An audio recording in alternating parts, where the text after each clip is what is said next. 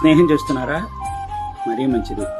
మీరు ప్రేమించుకోండి, స్నేహం చేయండి. కానీ గమ్యం ఎలా ఉండాలి తెలుసా? అందంగా ఉండాలి. జీవితం బ్రహ్మాండంగా తీర్చిదిద్దబడాలి. అది జీవితం అంటే. స్నేహమైనా ప్రేమైనా సరే. పరాకాష్ట ఏంటి? అందంగా జీవితం ఒడ్డెక్కడం అన్నమాట. అలజడులతో మాత్రం కాదు. అది బాగా గుర్తుపెట్టు. వాళ్ళ దృష్టిలో మీరు చులకనగా మాత్రం మిగిలిపోకండి, నిర్లక్ష్యంగా మాత్రం మిగిలిపోకండి, లోకువైపోకండి, హేళన కాకండి. వాళ్ళ జీవితంలో మీరు ఎలా ఉండాలంటే మీరే ప్రాధాన్యత అన్నట్టుగా ఉండాలి తప్ప మీరు వాళ్ళ దృష్టిలో ఒక పెండింగ్ లిస్టులో ఉన్నట్టుగాను, ఒక ఆప్షనల్ గాను మాత్రం ఉండకూడదు. అలా ఉన్నట్టయితే అది జీవితమే కాదు, అది ప్రేమ కాదు, అది స్నేహం కాదు.